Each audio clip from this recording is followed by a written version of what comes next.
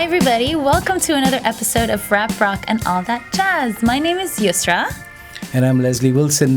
We work together and we talk together on the show only, ladies and gentlemen, on the show only. We don't talk outside the show. We don't talk at all. So let's, what are we going to talk about today, Yousra? Today. What's in the can? Well, I think you had sort of a topic that you wanted to talk about, and I had one that I wanted to talk about, so we're going to marry both. Yeah. And it's basically the importance of, like, lyrics in song, and also a little bit of, like, sweetness of lyrics. Yeah. I don't know. They can really make or break a song. So I feel like there's sort of an indescribable feeling that comes when you're like desperately in love with a song. And I feel like I can only really, really love a song if it's got like meaning, if the lyrics are good, if the song actually and the voice. So it's a lot of combination of things, but like lyrics, I think to me are the most important. Yes. Yeah, we're talking about songs you listen to, not dance to. I mean, dance songs are completely different. They're meaningless. Sometimes they've just got that rhythm. Yeah. But we're talking about songs that touch your heart. Songs that are meant to touch your heart, written to touch your heart. And it doesn't have to be love songs. It doesn't have to be. In fact, the song that I'm going to be talking about later isn't a love song at all. Okay. Hang on for that, but more of that later. So I believe that music is something that needs to be more than just pleasing to the ears. It's something that has to like really touch your mind and your heart. And I feel like it's a platform for many artists to kind of be creative and be sort of poets in a way. Yeah, and I like it when it makes me think. I mean, when I listen to a song, listen to a lyric, I think about it. I think about what the writer, the what's trying to tell us. What is he going to portray? Yes. Sometimes songs have so much imagery that it's amazing. You could do a case study on certain songs. Again, more of that later. So let's get into it slowly. Tread into it nice and slow. Yes. So I think it would be fun before we got into like what the deep good lyrics are, is to look at some really successful songs that actually like had no meaning at all. And one of the ones that came up while I was researching is that Hanson song, Mbop. That's right. Mbop. Okay. I was 7 when that came out. Yeah. Jamaican kid band. The Three Brothers. So that song basically apparently just didn't really mean anything, but people really loved it. Yeah. It was like number 1 in 1997. Additionally, a really good one was Work by Rihanna and Drake. All right. I don't know if you've heard it. I have heard of these, but they didn't do much to me. No, because she basically says the same thing over and over again. And if you really like listen to her, first of all, I didn't understand it. It sounded very like, I don't know, just weird English that didn't make much sense to me. But if you actually read the lyrics, it does not mean anything really. So we're here to talk about lyrics that really meant something. Yes. So where do we go? I mean, what's your choice of songs? What are the songs that really woke you up, Yousra? Well, for me, I'd have to say one of my I thought maybe it's not my favorite song, but I would say it's a song that I was like, that's really good lyric writing, is Don't Look Back in Anger by Oasis. All right. Doesn't that start really nice? That's a great song, because it's not about like love, and it's not about the usual stuff you hear about. I don't even know what it's about, but it's like, Sally, who's Sally, you know? Yeah, of course, yeah. I mean, we got to call up the Gallagher brothers to ask them what they were thinking about when they wrote this song. Yeah. But that's what I like about this show. What Yousra's been talking about is very relevant music. It's more current. Mine is pretty ancient because I am a strong believer that the best lyrics, the best imagery, the most sweet songs were written maybe 50 years ago. Really? I disagree. 50 years ago, and I'm gonna reel off some songs. You guys, some of you may know them, some of you don't. But the great American folk duo Simon and Garfunkel, they probably penned some of the most iconic songs ever written. It seemed like they were both sitting on a cloud somewhere in heaven writing these songs. Scarborough Fair, Bridge Over Troubled Waters, and then the iconic Sounds of Silence. That's a really great song. Which is a song that has so many meanings. We'll talk about it a little later as we go on. But it's a song that has so many meanings. It has so many references. People do case studies of the song. College students study the song. Oh, really? It's such a deep song. It because is a great it's not about love. It's about communication. Do we want to talk about this I mean, now? Go for it. Why not go about it? Yeah. So basically, I mean, if you listen to the song, and it's besides its brilliant the chords that go into it, the words absolutely blow your mind. Yes, so it starts with "Hello, darkness, my old friend." Okay. So it's basically, I made some notes so I can be absolutely correct about what I'm going to say. The song uses the imagery of light and darkness. So that's why this "Hello, darkness, my old friend." It's off with that to play, and it talks about communication. If we don't communicate properly, you're going to be in the dark. Oh, so I never knew that's what it meant. It's nothing to do with love. It's basically about human communication. Okay. And there's some lovely lyrics, like people talking without speaking, hearing without listening. That's amazing. That's like the human race, right? Absolutely, yeah. We're all just like focusing on our own self. We don't want to hear what other people are saying. But yeah, keep going. I know. I mean, I've heard this song probably a million times. I mean, that's because I'm a million years old. But I listened to it as a kid, and I liked it for what it was. And then as I grew a bit more mature, I understand that the song would have so much meaning and figured it out. And it still tugs at my heartstrings. I do love this song in a strange so much. way. It's not about love. It's about the brilliance of a songwriter. And it's a little bit eerie as well, don't you think? It's creepy. Yeah, it's creepy. Like I'm thinking about like when he's saying like the stuff that's written on the subway walls. Like, ooh, why are we even looking there? It's dirty. Don't exactly. look there. I wrote about lyrics like that. My words like silent raindrops fell with the walls of silence. Yeah. Look at the imagery over there. That's brilliant. Yeah, brilliant. Such a good song. But I talk too much, and Yousra, you tell me what do you like about songs that So I think that anybody from Beyonce to Taylor Swift to Simon and Garfunkel can have these songs that have a lot of meaning. Like everyone really connects to that one song that Beyonce did, Halo. Yeah. It's like like I get it. You don't have to be 50 million years old to be relevant and for people to connect. Like I know there was this woman who was running the New York Marathon or something. I think it was Alanis Morissette. And she said Beyonce's song Halo is what got her through the last couple of miles because songs like that can really push you. Yeah. And I think that one has meaning. I don't know if she's singing it about Jay-Z or not, but we never really know what goes on in their, house. But like, for example, so she's one of them, like, and I'm not a huge fan. I'm sorry to butt in, but I'm just coming back from the UK, and there's another song that Rihanna wrote that everybody in the UK was connecting with, Umbrella, because it was raining so much, and you saw broilies, as they call them over there, at the doors of every supermarket, and I landed up buying myself one. And it was a pink one. I bought a pink one. That's nice. That's okay, dude. You can do whatever you want. I know guys who like wearing pink ties and all that, but I bought this pink umbrella because I'm a forward-thinking man. Because I knew when I come back to Dubai, I could either give it to my wife or somebody else. Or so I don't see myself because it doesn't matter. Owning an umbrella for a long time, so it was an investment. A pink umbrella, by the way. Oh, yeah. Lovely. So Rihanna affected you there, I guess. So like, and then another example for me would also be like Radiohead. So they have this song called Creep, and I really love that song. Like everyone covers it. Like everyone knows it. From the album OK Computer. Yes. That's right. And you know what? Like album, yeah. Like I'm not going to pretend to be one of these people who like knows all the songs that nobody knows and only talks about them. Creep is pretty mainstream. Yeah. But it's such a good song because I feel like a lot of people connect to it because, like I'm a creep, I'm a weirdo. What am I doing here? And I think lyrically, it may not be my favorite song, but when I hear it, it speaks to me. Yeah. But if I had to choose one of the songs that I think is like I think, okay, people are gonna laugh at me, but I think that nobody's gonna laugh at you. No, people will laugh at me and they'll make fun of me because everyone loves to hate Drake. Drake is the guy who sings about his emotions and doesn't mind sharing.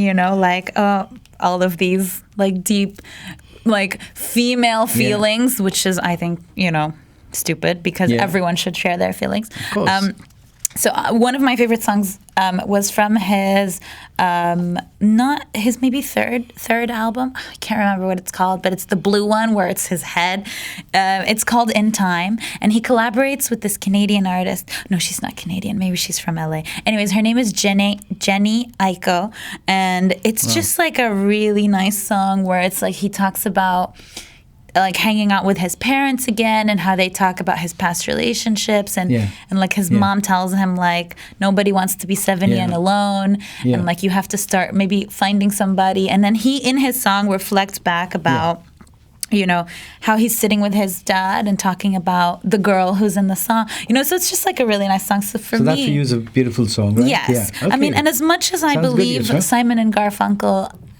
That is a great song too. When you listen to Drake's music, you feel like he is telling a story. Yeah. And that's why I chose In Time. So I'm gonna like link that one so everyone will be able to listen. So that's what's so beautiful about here, sitting in the studio in Gulf News in Dubai. You've got Yousra, who's very much into the millennium music, guys like Drake and all that, who I'm still trying to play catch up with. You know me, I'm from the 60s and all that. So I'm gonna battle with her to prove that the best songs did come back from the past, and perhaps, probably, the most iconic song ever written, ever written, would have to be Imagine by John Lennon. That's a beautiful song, that's a sweet song, that's got relevance. Imagine a world without. Yes, I agree. But don't you find it, like, I feel like if I'm going to give somebody, I mean, not to hate on Lennon, he's amazing. Yeah. May he rest in peace. I just feel like it's simple. Simple is good. Sometimes simple speaks the loudest, but I feel like I need more complexity, like J. Cole or people who really, Eminem even. Eminem, when he doesn't produce mainstream music, because you know when he collaborates with other like celebs, it's usually never like deep. But when he's writing on his own, I feel like, wow, this guy really like puts in a lot of effort. He's a poet. And John Lennon was a great musician, but I feel like it's a very simple song. It's too simple for me to say it's okay. So I'm disputing your claim. That's the generation gap over there, very well portrayed by Yousra over there. Yeah. And I'm going to throw another great song at her. Okay. By the band called the Moody Blues, Nights in White Satin. Oh, I don't know. That's an absolutely... You guys join Yousra, go to Spotify, hunt down this song. I think our producer Logan, who's here, is smiling at us, and he definitely knows the song. It's a brilliant song, Nights in White Satin. I mean, the word satin, I mean, is the texture of the song. You couldn't have chosen a better word for that. Nights in White Satin, something by George Harrison. That's such a beautiful song. Something in the way. Again, it could classify as a love song, which we will be doing in our subsequent episodes, where we definitely something would qualify over there. But there's so many songs. There's so many beautiful songs from my time, from my generation. All of Me, John Legend. Yeah. Now, that's more right up your street, isn't that, Yousra? Yes. That's an awesome song. It is. See, I feel like our generation is when they find that one-off amazing song. I will say that it is our songs these days, the good ones are less frequent than they were before. Yeah. So this song has been so freaking overplayed. I can't even listen to it anymore because we pick that like talent. Yeah. He's talented. He has a great voice and he wrote some really great lyrics. And he wrote that song for his wife, Chrissy Teigen, who's in the video. Super beautiful. I'm so over it. Like I can't even begin to appreciate it now because of how often it's played. Yeah, but I do agree it is great. But now I'm just like whatever. Yeah, and I'm like I just said, I've just been in the UK on work, and I saw there's another song that's been hammered to death. It's Despositos. It's got nothing to do with our show, but every busker on the road is playing variations of it. Yeah. Guys with a ukulele, guys with a saxophone. So I mean, so you hear it all over basically the streets. it's the airplay that songs get. I mean, they're a victim of their success very often.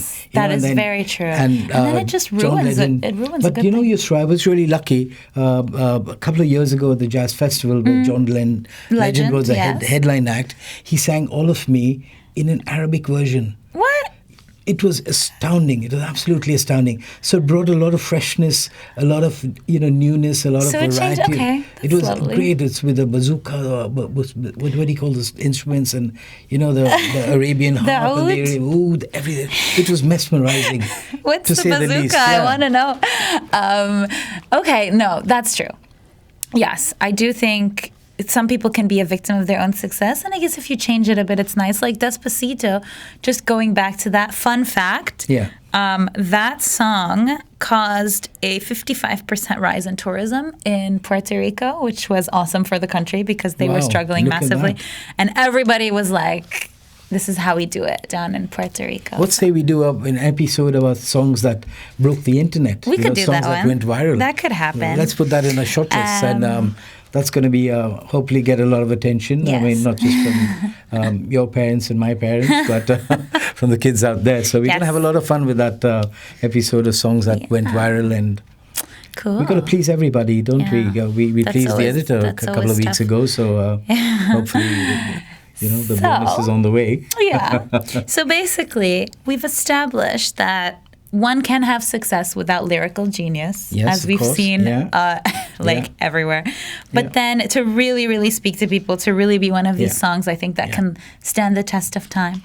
The lyrics are key, and they're super important. And I mean, I, as like a journalist, appreciate words very much. I think musicians also approach music different ways. Some of them approach music where they just want to write a good song. They're not worried whether it hits the Billboard charts or what. But then you got the producer behind you writing, trying to put in a hook over there that'll get people's attention and make its way into the top 20. So you've got different strokes for different folks, and bands like even U2, they were forced to make a couple of commercial albums because they really wanted to capture world attention, and they wanted to conquer the world. So they made a lot of albums which had heavy commercial songs in there. So like we're talking about beautiful songs, we're also talking songs which have a very commercial ideology, and you could say. It's sad that commercial sometimes means like cash, cash, but also less creative. That. I don't know. There's a cleverness in it. It's not easy to write a song that can become a chart topper. There's a lot of savagery in the way they think about it, and so I think it's easier said than done. I mean, come on, go out and write a hook song, a song with a great hook out there that has everybody listening to it, humming it, bank managers sing it on the way to the office. So that's a very... Do you know what I'm thinking about? I'm thinking about Ariana Grande and how she was... I don't know, when she started out, weird pop princess, didn't really give lyrics too much focus. She even has that one song, One Last Time, that doesn't really make sense. Like, she admits, like, that lyric didn't make sense, but it just rhymed. But then, when she wrote Thank You Next, I don't know if you know that song, Thank You Next. No. But basically, all her relationships were in the limelight. So she wrote a song in which she talked about every single one of her exes in the song. All right. And, it's not lyrical genius, like we said, but it is very good. Like, you want to listen and you want to know what happened to Sean and Malcolm and Pete, all her exes. So I'm certainly not going to do that because I'd need about 5 songs to tell my story. No, just joking. Oh my God. Anyways, this is a family show. So I just kind of wanted to close up with Ariana. She's, like pop princess, but I managed it with that song. Like, a lot of people loved it. Yeah, lovely. Yeah. Lovely. So, lovely exchange of views and contrasting as they may seem. And I'm going to give you 3 songs to go out and listen to. Okay. You probably have heard them. All right. One would be Tracy Chapman's Baby Can I Hold You? No, I don't know it. So, Another would be, of course, James Blunt's You're Beautiful. Yeah, I know that which he wrote on the Underground in the UK. Uh-huh. These are beautiful songs. So you guys are also out there if you want to listen to Elton John's Your Song. That's brilliant song as well. That is beautiful. So, they even took it in Moulin Rouge from how good it was. So my meaning of beautiful songs and Yousra's are quite different, but at the end of the day, they all have the same context, right? Yes. Beautiful. Music is beautiful, isn't it, guys? Great lyrics as well. Very important. But that's that's it for now, and look forward to meeting you guys again next week for our next show, and we're going to go back and talk about the things we talked about here and see how we can refine them and come back with a nice show. Yeah, great. Thank you, everybody. See you next time. Thank you, guys, and thanks, Yousra. Thanks, Leslie.